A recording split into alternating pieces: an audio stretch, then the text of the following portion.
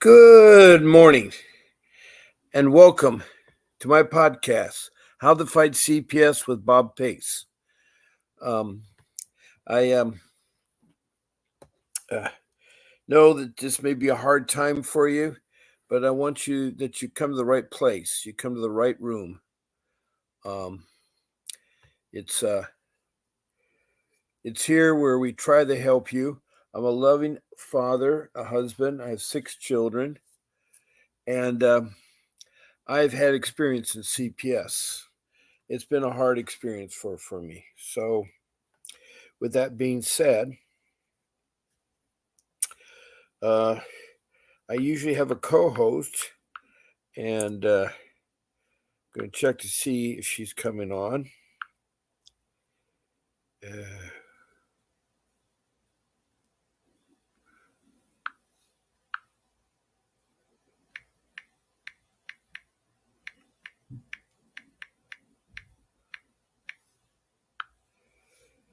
Okay.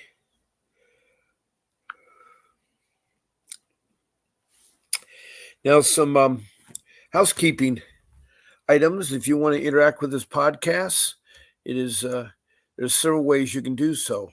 One way is to type in a comment.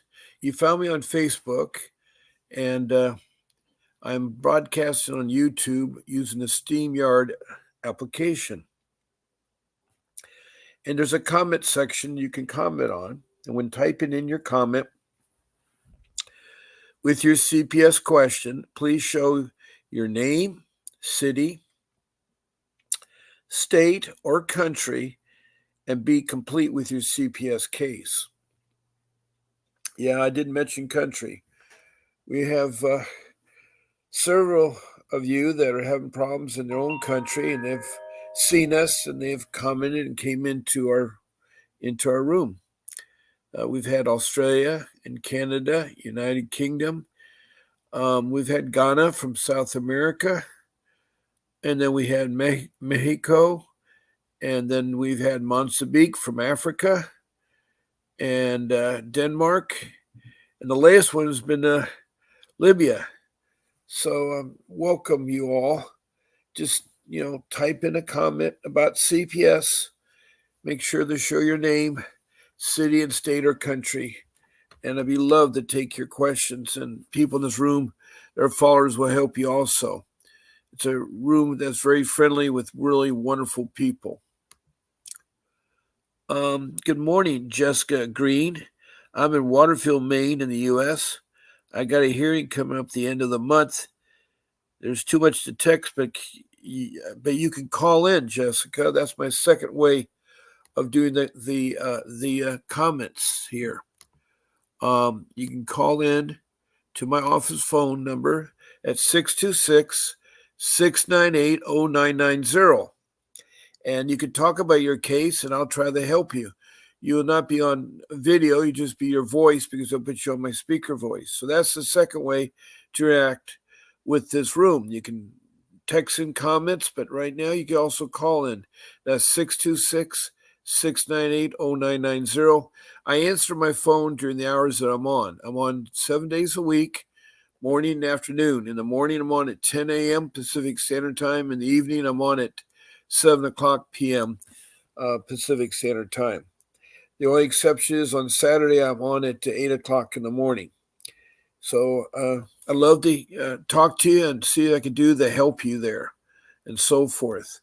Now, another way, let me see, we got more comments there. Yeah, right now you can call in. It's okay. It's okay.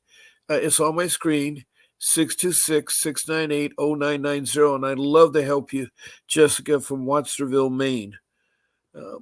You're about my fourth Maine call, so people in Maine are having difficulties, and you're with a terrible agency that I was with. So anyway, it's 626-698-0990.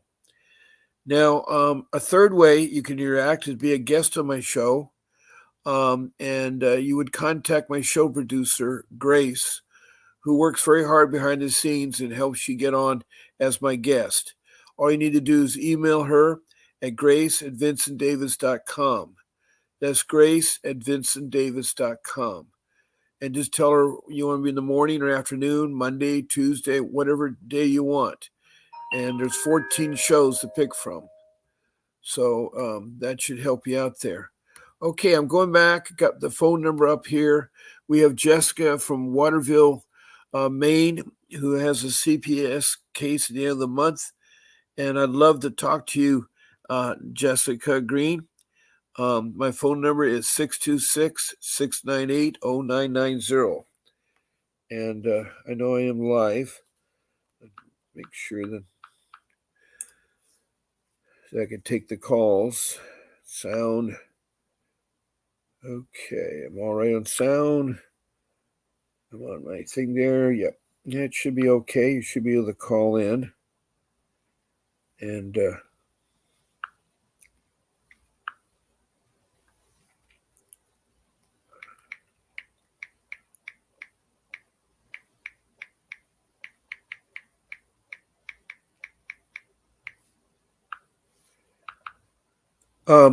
Jessica, it's just a phone call. You don't have to worry. Your face won't be on there. And you just, tell them your story.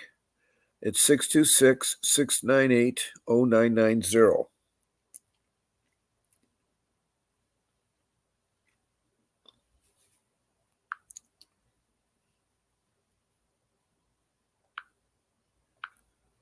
Okay.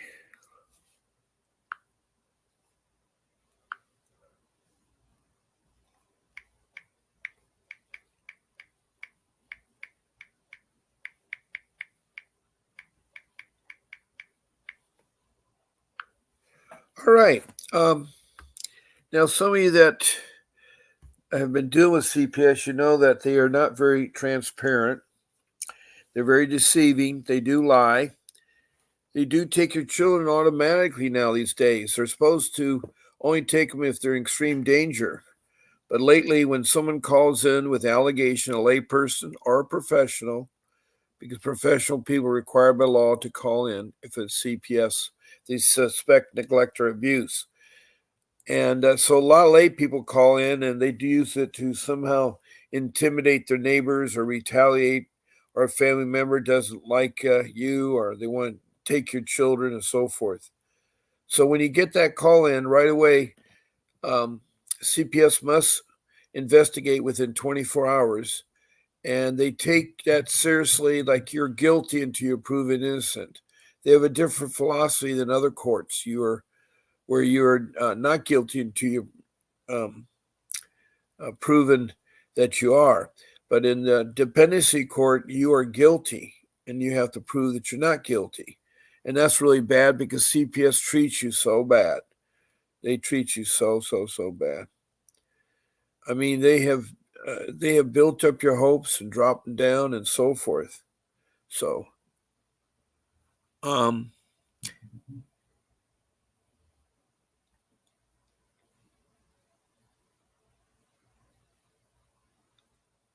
it's okay. I know about your anxiety, Jessica.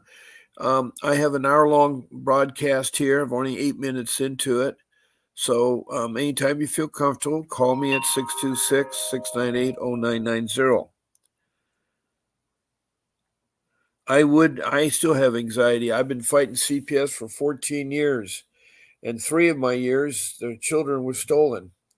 And one to date is still, has been convinced by CPS to divorce us parents, to change her name, to seal her birth certificate, and then be adopted in foster care. But something must have gone wrong, and she's out of the foster care, but she's 21 now. And it was hard because my youngest son graduated, and she was there, but not near us, not seeing us. So it was really hard. It was really, really, really hard. It's hard when you lose a child that you raise. I mean, so everything like that. All right, we got a caller here. Good morning. This is Bob Pace. Hi, this is Jessica Green calling. Yeah, okay. I'll help you relieve your anxiety. It's okay. You're just talking live on the show. everybody will hear you, but a lot of people will help you. So um, Okay. I want to welcome Faye from Richmond, Kentucky. A hard time with her son today. She's been fighting her son. It's so many people come to my room and listen and help me and stuff. And Faye's a remarkable lady there. So, what is your case coming? I mean, how did it all start? I should start at the beginning. So the quickest way to break it down, I guess, would be to start that. Okay, so I'm 44. I had my daughter at 42. But I did have a history. But since I found out, I was pregnant, pretty much our whole lives have been documented since the day I found I was pregnant because, I knew I had a history. And not only that, we were having an issue finding a place to live because of our history, right? So I wanted to make sure we didn't fall behind in her development, and we had the support that we had needed. Yes, yes. And so we ended up going to a home that was unsafe. CHS had been called multiple times, and they never opened a case on us. They came and investigated. Like I said, I had mandated reporters coming in the home. I'm sorry, go ahead. Yes, you're fine. You're doing really well here. The question I have is that they came to this home that was unsafe. What was unsafe about the home? When we first moved there, it happened to be a relative that was adopted out, so we didn't have really no emotional connection, so I didn't think there would be any issues. But when we moved there, we found out that the piping, there was no water and everything, so my brother paid to get it fixed, and I paid a portion. And the landlord, the woman that rented it to us, was very unstable. She was, had issues with alcoholism, and matter of fact, she has passed because of that since this has all happened. Okay. And so DHS came in on a need of service basis.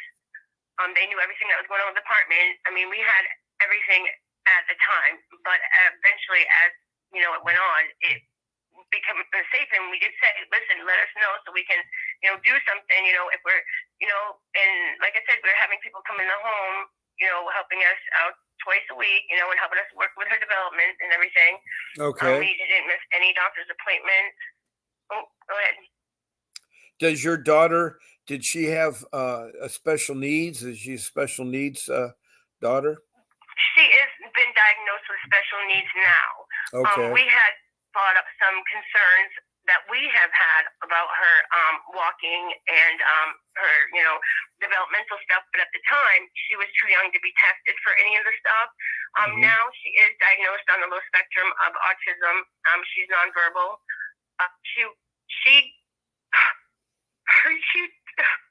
It's okay. It's okay, Jessica. She it's went okay. backwards when they moved her. She stopped eating and feeding herself. She started pulling her hair out of her head. Oh, boy. And we have it documented that baby was feeding herself everything, eating meat and everything before this happened. Okay. By the way, we got a place now. We met their requirements, and now they're still fighting us.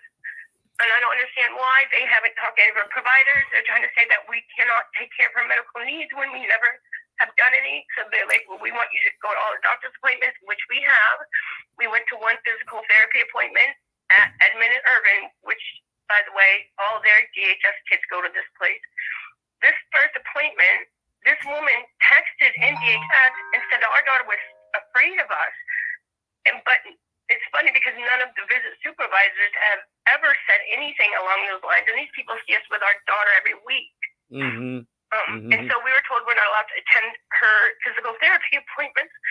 But we just went out and got all the stuff to work with her at home, the equipment. So don't you think that we should be allowed there so we can learn how to do it with her properly, right? So her legs could bilateral. Well, they haven't taken away your medical rights, have they? Not that I'm aware of. We're supposed to be in reunification, but the problem is we don't get applications. We get an hour and a half with her. There's been openings that we were promised. We told them when the business supervisor said, "Oh, we have an opening," we'll call and tell her, "Yep, we'll do it," and then it never gets done. So, and then a lot of times they're getting canceled. Our family team meetings are not happening. Right. There's no communication with the guardian ad litem. Yep. We're going to the court. I don't have a lawyer. It's this problem is that if you don't have a lawyer, it's really hard. And I know what you're going through. Is this your first child? Have you had other children before? No, this is my third, and I do have two other. Like I said, I'm not ashamed of my past. It is what it is. Well, no. But I'm not trying to judge you. I'm not trying to become where we are. Have these people just kick our feet from underneath us and keep our daughter from us for no reason because they're not doing their jobs. Like if they just looked, it's all documented. Yeah. Here's the problem is that I got my CPS easier when I was using, which makes no sense. I'm sorry. That's There's right. a delay, so I keep talking over you. It's okay. It's okay. CPS is not your friend. They're in there to make money. They get $20,000 per month just to have your children in the system. And then if it's a special needs, they get additional money from the federal government and they get more. So it's a money-making business for them. And they this stuff about, the lawyers are paid by them and everything. Right. I mean, my brother would probably help me with a lawyer, but they got him convinced that she has all these diagnoses and we are not capable of care for them. Well, her father also has a child that has autism, and he raised him for 10 years. So, they're just not doing their research. They're just listening to, it doesn't make sense, and it's just so much to explain right now. No, you're doing fine. You're doing fine. I know you have the anxiety because... So now what do I do about this hearing coming up? Because they completely disregarded me. Okay. What is the hearing for? 15 years. Yeah, what is the hearing for? What is the hearing for? I believe it's a hearing, like we are going to bring people, because all of our providers are 100% behind us. Even the people we work prior to them removing her from the home are willing to go in. I've been going around trying to get as many records that I can of us showing, us reaching out for help, asking for help, accepting help.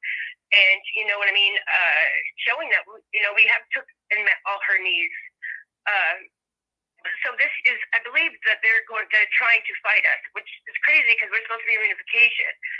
We keep getting all these promises that we're going to start unsupervised home visits, we're going to increase visits, we're going to but it never happens.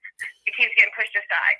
It's been almost over a year, and they have not even reached out to our providers. So I don't understand that. We've had our providers send them things. Okay. And nobody will listen to us. Nobody. One of the biggest problems you have. And now I'm going. Yeah, one of the biggest problems.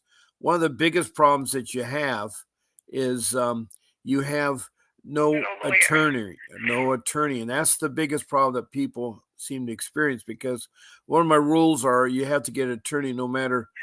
There's a lot of pro bono attorneys, even up in Maine. I've had other individuals from Maine talk to me from Maine, and but a pro bono doesn't charge. See the articles. A pro bono doesn't charge. There's articles about people having a hard time with that in Maine, which I didn't realize, or I would have never have fired my attorney. I fired him because he wasn't doing anything to help us, and I needed. Well, that is my daughter is suffering, and that is they called. They won't even acknowledge it. Yeah, they called a public defender, and that public defender is worthless. Right.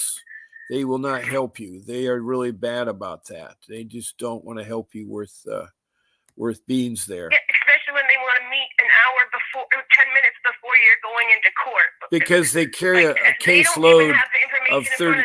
Yeah, I say people are wasting their time. They're better off fighting in themselves because at least you can talk in court. When you have an attorney, he does all the talking for you.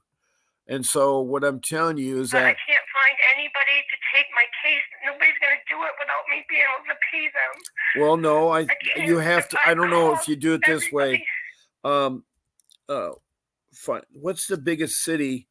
You're in Meadville, right?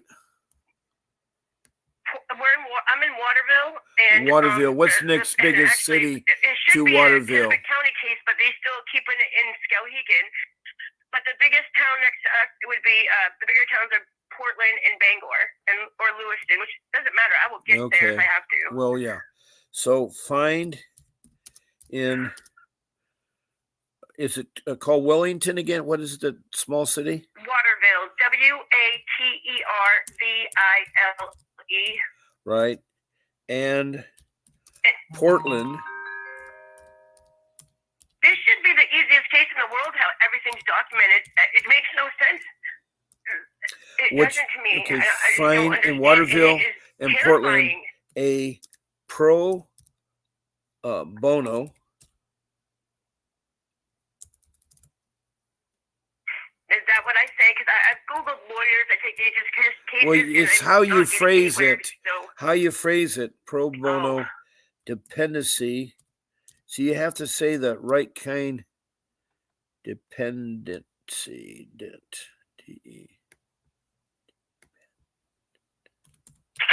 Now, how come her father and I can't use the same lawyer? They don't do that way. That's not how they work. Dependency. I understand if they weren't together. What if we was married? Makes no difference. It makes no difference. This hearing with no. No, it doesn't. Okay. No. Attorney. I'm getting a headache. It's okay. I know you're having a hard time. I'm glad you called in. Okay. Find in Waterville and Portland, Maine, a pro bono dependency attorney. Okay. Now I'm going to see what list of attorneys they show. They have the Portland Legal Aid and Pro Bono Service. It's a lawyer directory. That's a good start. In Pine Tree. I go to those, and if they want me to download an app and then pay for like a subscription of $5. No. You don't want to do that. I'm not asking you to do that. I'm not asking you to do a subscription. No. I'm just want to know the numbers so I can call these people. Right. Well, what I've done now is I've looked up here and I've gotten now the Portland Legal Aid Pro Bono Service, the Legal Aid Resources, Maine State Bar Association, Maine Volunteer Lawyer Project, Maine Legal Aid Pro Bono Service. Oh, you did? Okay. Called Maine Volunteer Lawyers Project and Pine Tree Legal. Have you called? I'm trying to reach out to the commissioner and then the head of DHHS. I actually just heard her do an interview speaking about how she doesn't think that kids should be waiting because they're not doing their job. So I'm gonna try to reach out to her and just look at our case. It's all you people gonna do. Yeah. We're gonna go into court. Right. You gotta calm down. You gotta be very calm down when you're doing this because your anxiety will end up doing there. I have the Volunteer Lawyers Project. You said you've talked to them in Portland, Maine. I don't know which one I called. I'm assuming it's this, but I will try it again. Yeah, they say to see if I haven't called them yet. There's one here called the Maine Volunteer Lawyer Project, 800-442-4293. That's the Maine Volunteer Lawyers Project, 800-442-4293. Okay, I got it. And then there are other, here's another one here called Portland Private Practice. We want criminal all, family court. No, you want, okay. Family divorce, probate, no further.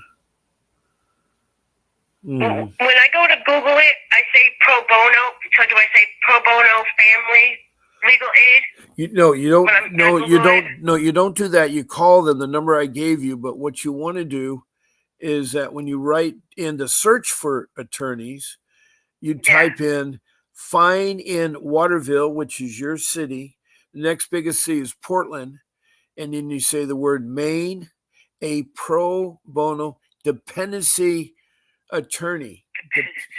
Dependency, because it's a dependency matter. That's what's so clear like there.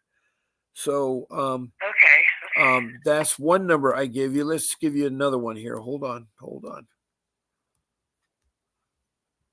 Here's locum. Yeah, the problem I had with them, I believe, was that it's you end up getting on a waiting list sometimes. Yeah, well, I understand that. Here's the Maine State. Here's the Maine State Bar Association, and they will help you. Their phone number is 800-860-1460. And when you call these people, right off the bat, ask them, do you have a pro bono attorney in dependency with that can fight CPS? You have to say key CPS, the Children Protection System. I know in your Maine it's called Department of DHHS. Yeah, right. You can put that instead of that. But anyway, that should help you there with two. Now let me get some more here, because the idea is I tell people to find a list of at least 10 names, and you call them all and you ask the first question, do you do pro bono? And if they say yes, then you don't, you still talk to them. But if you end up saying they don't, then you just don't do them. If they talk about money right away, you stay away from them. You understand? Yeah. But anyway, you call these numbers I give you and others that you find, and you're calling them first to find out if they're open for business. A lot of people post things are bad on the internet. So if they answer, or you have to get back to them several times, they may be a scam type thing going.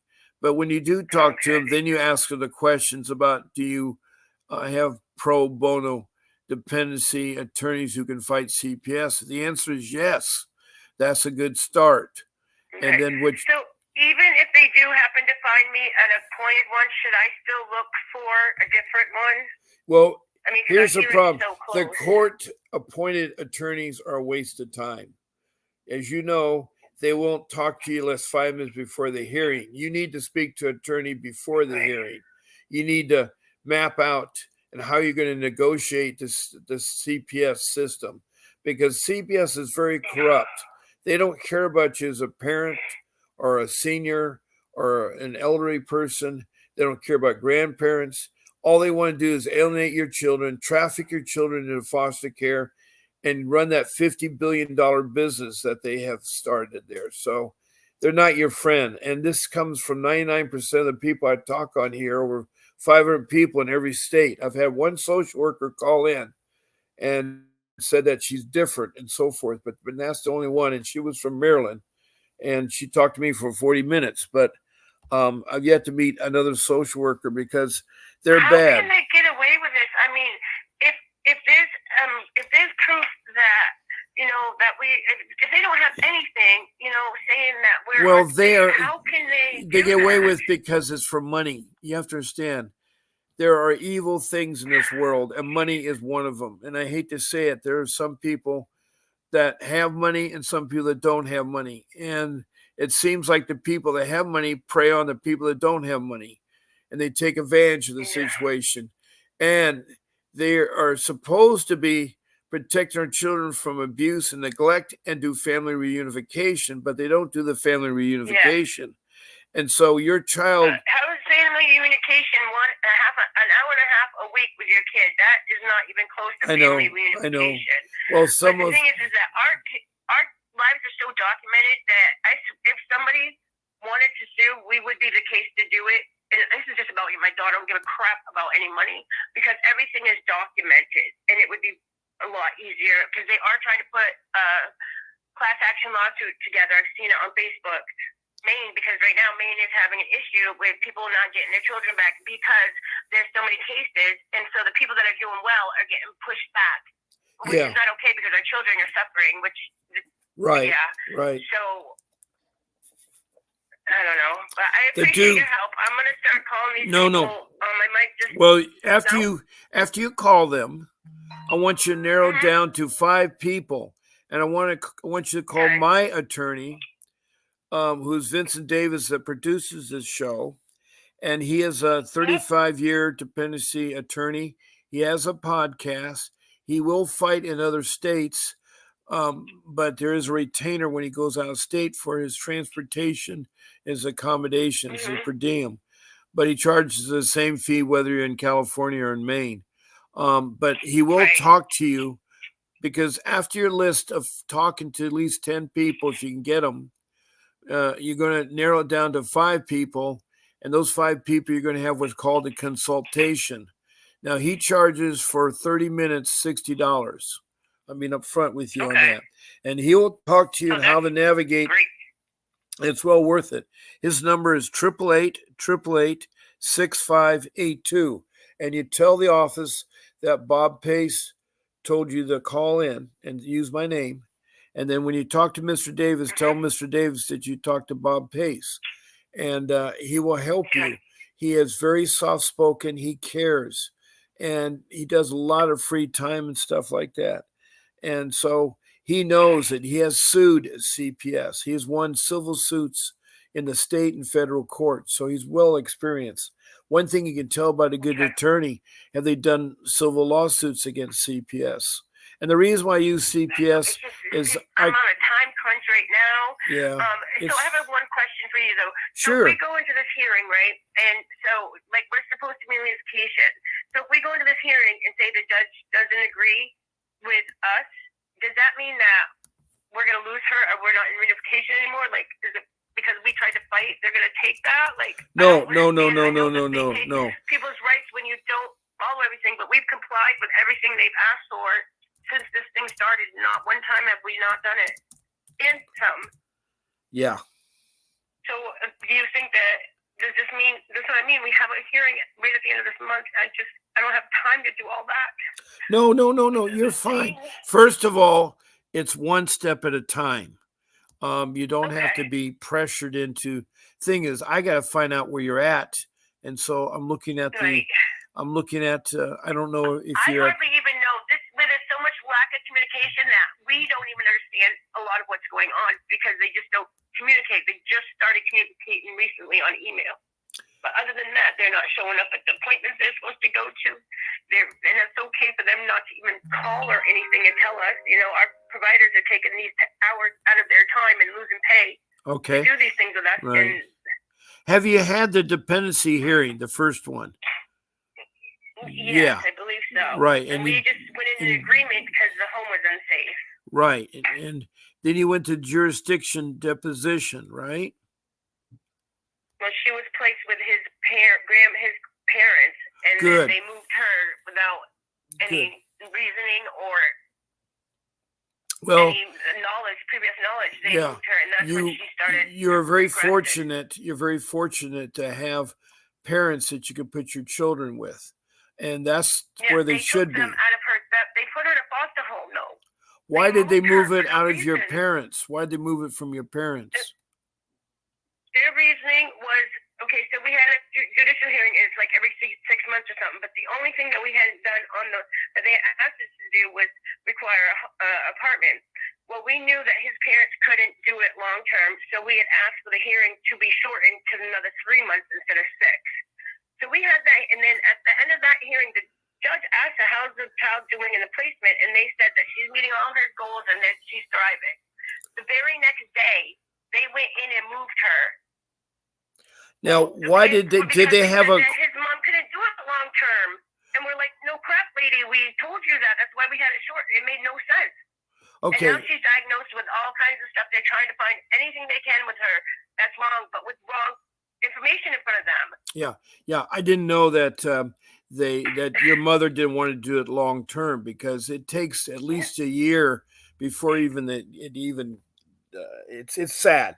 They want to make a year off you money wise. So all we needed to do, right? But there was also my aunt was doing the foster care thing. That because, like I said, all we need to do is find an apartment. So she was going to be okay for the 3 months. But if for some reason the 3 months had coming up, my aunt was already taking the foster parent thing to take over, so we could continue our 5-day-a-week visits. And what happened? What happened with your? What happened with your aunt? Why they not put her with your aunt? Because we found an apartment, right? We found an apartment, and we came here, and they looked at the apartment and said, everything's fine. We'll start doing home supervised visits. So we didn't need her to take her. Okay. She was supposed to be transferred home. Okay, so, and then you were transferred home. What happened? Why did they take the child away from your home? They were supposed to start in-home visits, but did not. So because they were going to start transferring her home, we told my aunt, not to go along with. She didn't have to continue with trying to become a foster mother because Mariah's being pushed home. So, you know what I'm saying? If they had planned on doing this, then why did they say that? So Mariah could have been placed there and we could see her 5 days a week like we was. We went from 5 days a week to an hour and a half a week, which is crazy, and wonder why that baby's doing what she's doing. Yeah. Like, she's pulled all of her hair out of her head, and how is she being allowed to do that anyway? Well, that's crazy. She's pulling it straight out of her head. A lot of it. Yeah, it's Sorry, that's okay. But you have a lot of anxiety. You want to talk and you want to go 10 steps ahead. And I'm still trying to understand back there. Her pulling her hair out is a medical condition, and that medical condition needs to be addressed by a professional doctor. What kind of professional doctors are you taking her to? We're not taking her to anybody. She's in a foster home, so. Well, no. Here's let me explain something. There's some things you've lost in the translation here. You have medical rights, and you have educational rights to your daughter. You have the right to choose what doctor your daughter goes to, and you have the right to choose what school your daughter goes to, unless those rights have been taken from you. But they're usually not taken from you unless they've terminated your rights to your child. Right. They're not supposed to take your daughter unless they have a court order. You know, see, a lot of things, they're doing things because you're allowing them to. The rule is that you never talk to CPS workers. The answer is yes, no. And the other rule is don't let them in your home unless they have a court warrant. And don't let the police intimidate you. They have the same rules to follow by. Your home is your castle. Now, your daughter was taken out of your home because it was unsafe. Okay? So they're charged you with neglect because you're not making a safe home. Now that you have an apartment that's safe, you want to bring her home, they're going to play games with you. They're going to see how much they get you upset. They're going to, if you're talking to me like you're talking to me, and I'm a social worker, I would close my blinders to you because you're not talking very sensible, which I understand. You're in anxiety. I do know that. And so. Because I've seen it. Yes. I've seen it, so I am well aware of it. But I'm not speaking with them right now. So no, it's fine. You should go through. But that is how it works. You should get an attorney, and I'm talking about a professional attorney. A pro bono attorney is professional. They have to be schooled in dependency law and have to be able to fight CPS. You know, it's like I tell people they get an attorney because, you know, if you have a heart condition, are you going to open up your chest and work on your heart? Are you going to have your neighbor come over and work on your heart? Are you going to have a plumber work on your heart? You're going to have a mechanic work on your car? No, you're going to get a doctor that has gone to medical school and that has done an internship and mentored another doctor that's able to do heart surgery. Same thing holds true for a social worker in the CPS system. You need to get a professional dependency attorney who has fought CPS. And it may take you 40 hours of your time on the phone, but they're out there. It's just that you have to bug them. You have to call them and bug them and call them and bug them. And I right there found you 2 numbers that you can start with. They may not be good. Also, I'm on 7 days a week, twice a day. So it's not like I'm going to disappear on you. So if, for instance, you have other questions, you can call me tonight or tomorrow, whenever. I'm available. As most people in my room tell me, I help them all with all kinds of matters. I have guests on the show and so forth. So Faye, who is from Richmond, Kentucky, has been in my room a long time. She's having a hard time with her son today. She has a son with special needs, and so she's trying to do a guardianship of him because when you're over the age of 18, if a special needs child has needs, you have to be a guardian. So that's what she's trying to do. Yeah. And she's struggling with that. Also, her well-being. She has a lot of breathing issues, a lot of medical issues, so she's fighting that. She's very, very good. And Faye, well, I'll definitely start with these numbers here. Yes. Start with the numbers. Don't talk to social workers. Talk through your attorney. If they sit in there bugging you, tell them I need to speak to my attorney first. Don't give up your medical rights. Don't give up your education rights. Don't sign any paperwork with promises. They're live and they deceive you with signing paperwork. It's really important that you don't sign paperwork. And you have to. They don't follow your rights because yeah. I have them and what on you need to do. to talk to people without our consent. What you can do. Recording everything now. Right. What you can do is type in how to fight CPS in Maine, or the other acronym they use. That's how I found you. Thank you. It is. Yeah. Wow.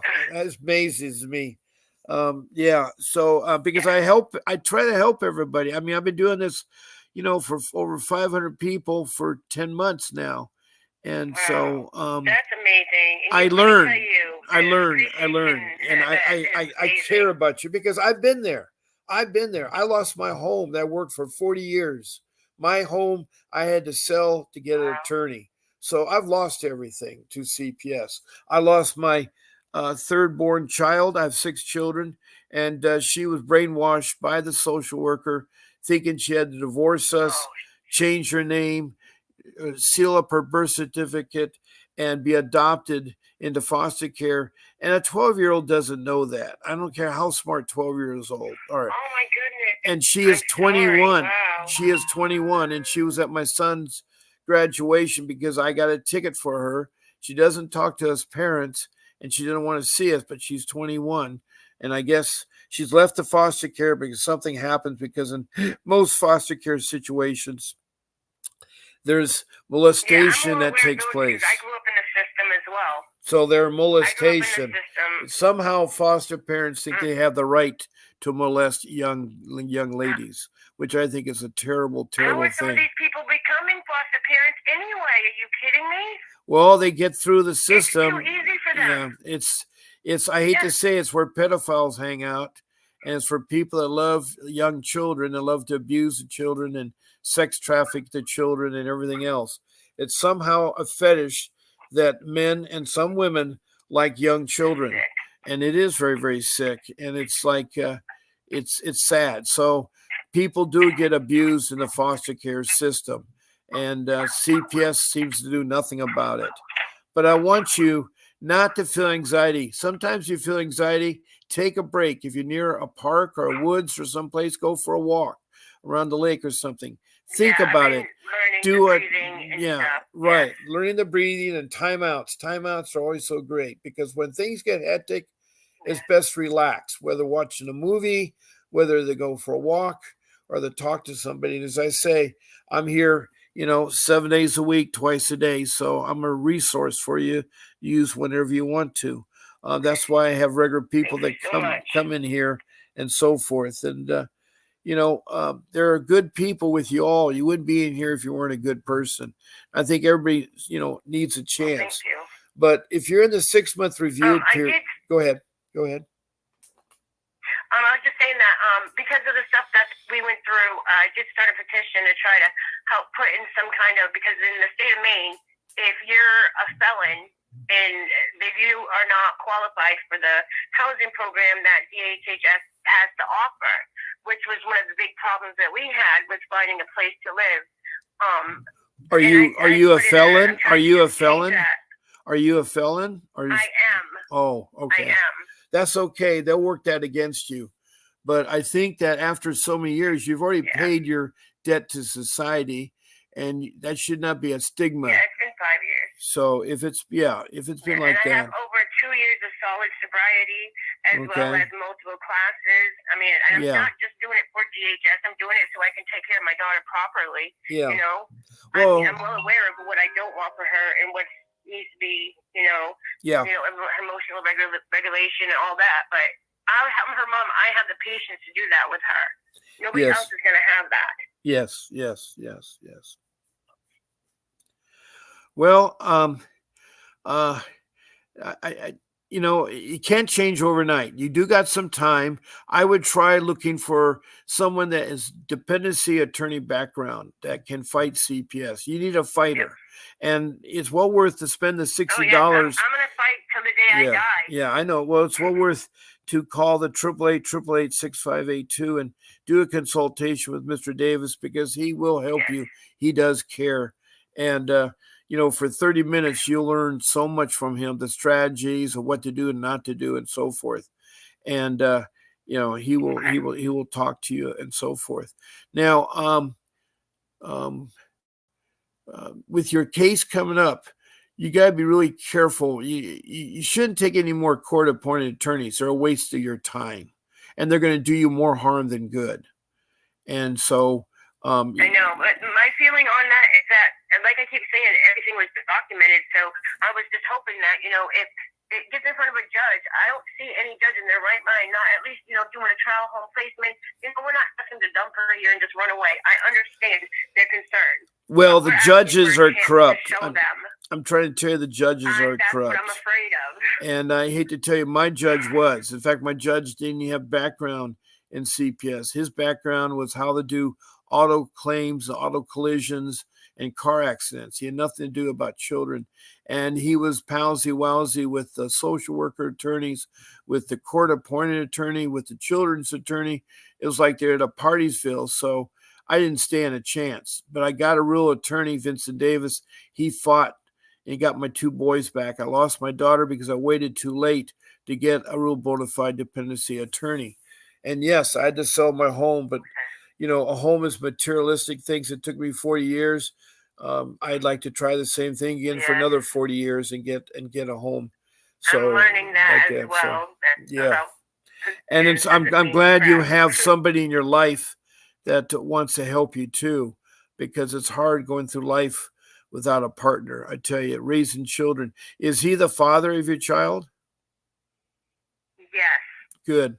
There's a biological connection, and they say that biological parents are the best parents to raise children.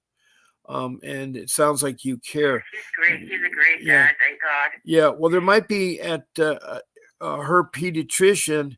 Do you have a pediatrician that you take her to? We do. Yeah. You might ask them. Apparently, they reported about, not that we missed multiple appointments, but her 14 months, but the one they draw her arm. But all the other appointments we had made. Yeah. But like I said, they were in the home. DHS was in the home, and they had actually said something about wanting to try to get her caseworker. And I did attempt to, and they did assessment. I was like, listen, you guys got all your ducks in a row. You don't qualify for one. And then they're trying to say that we missed multiple appointments. I'm like, listen, no, that's not even what the paperwork says. It says we missed one multiple times. But that whole situation, they were well aware of. We were working on it. It wasn't like we were just annoying it. It was my fault. I was hesitant because they were going to have to restrain her and draw blood from her arm.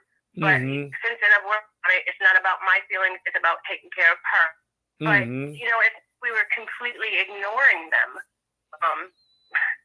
that's just one of a million things that just went bonky. Yeah. I would call it, because it doesn't make any sense. Right.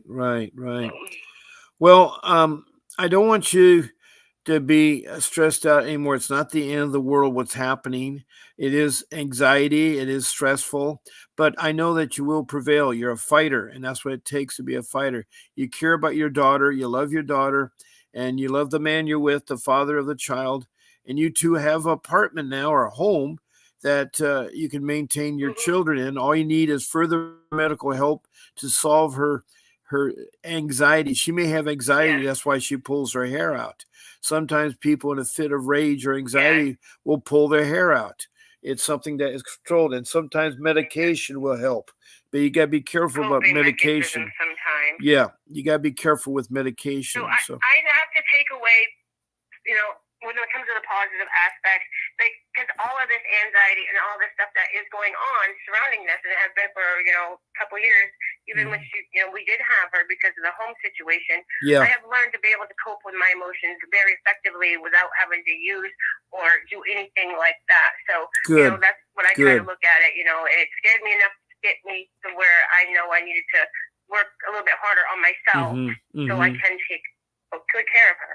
I see. Well, I think you will do so.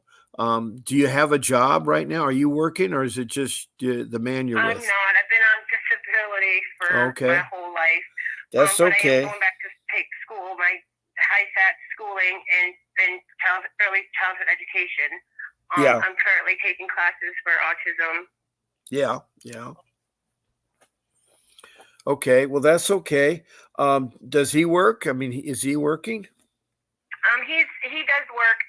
He raises money for like the fire departments or the police departments, and once they're done that, then sometimes there's a space in between until the next thing comes up. So he raises money for Good. them. You know, Good. so what is that, like telemarketing kind of?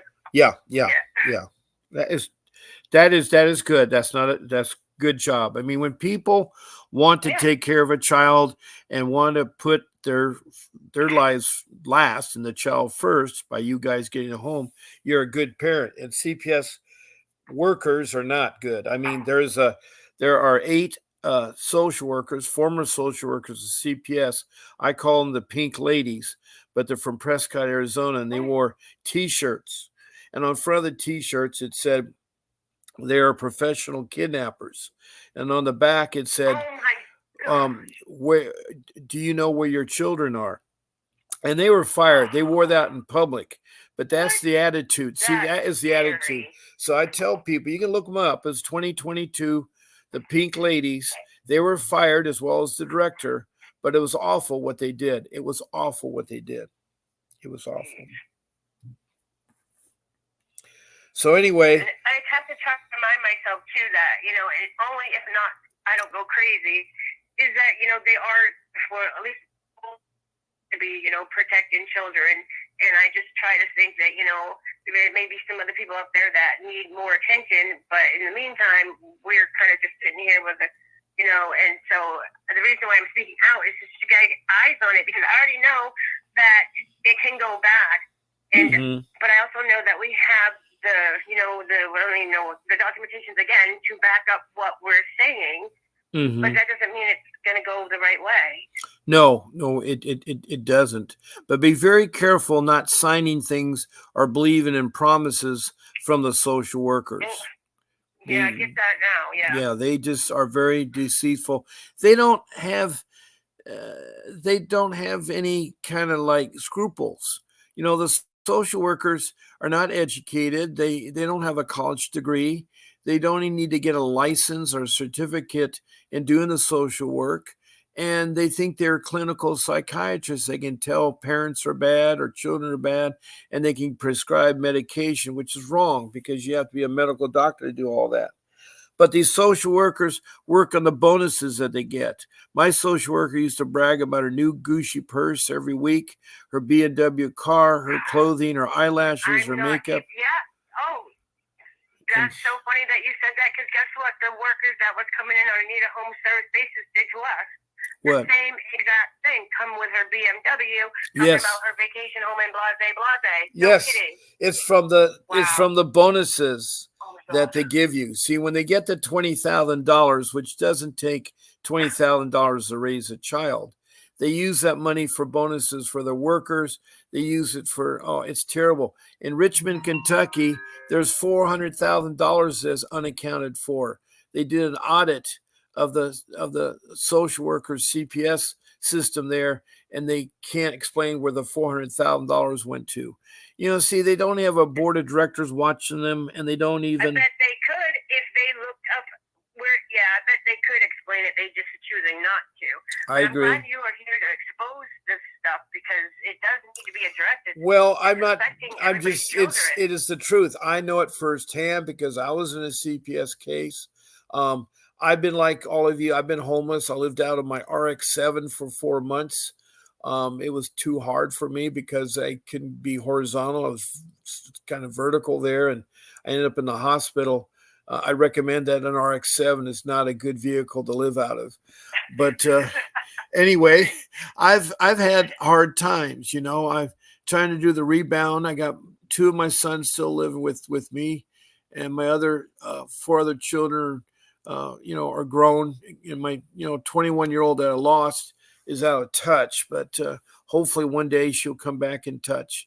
But I know that by me helping explain to my story to people, it will help them, because it's really hard. And if you don't have an attorney, it even makes it hard to navigate the corrupt. I say that CPS is like being in Alice in Wonderland. You are lost in that rabbit hole, and you go to all these rooms and they say crazy things like off with your head or whatever. That's what CPS is. They're a spider with drawing a web around you, and they are really not your friend. They don't really believe in reunification, and they always take children, whether they're in extreme danger or not. It's like 100% of the time of the cases I hear, my children were not in extreme danger. They're in school. They stole them from school, saying they're in extreme danger. Since when is a school a danger time? I mean, it's just stupid, absurd. They just twisted the rules, laws. I did not know half the things I know now. If I knew what I knew now, I would never have lost my children. I would never open the door. I would never show them my home. I would have got an attorney right away or pretend I had one and fought them that way. I would have stayed away from them and not say yes or no and that kind of thing. So I'm sorry. I told you that I was very aware about the system because I grew up in it. Yes. And I realized, my past and everything. So I thought by, letting them come in on a need a home service basis, actually they were trying to help us find a place to move to.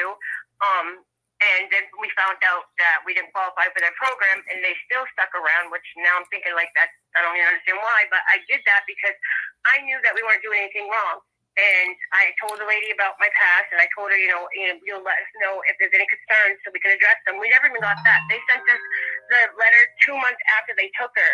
And it was dated 2 months prior. I'm like, what is this? And she said, well, that's the jeopardy letter that we forgot to send out. Oh, you guys forgot to send out the letter saying what we needed to address. We never got a chance to address it, and then you took her. Yes, I'm so sorry that. 2 months later, and I have that. It was actually, we got a certified letter saying they found no neglect and abuse on our part, like two or 3 weeks before they even took her. It doesn't make no damn sense. Well, they try to catch your guard down.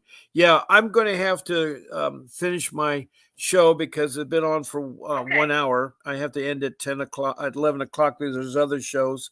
But I want to thank you very much for calling in. Please don't be a stranger. Call in again if there's other questions. Yes, I'll keep you updated. Thank you so much. You don't even know you've helped. Okay, so well, much.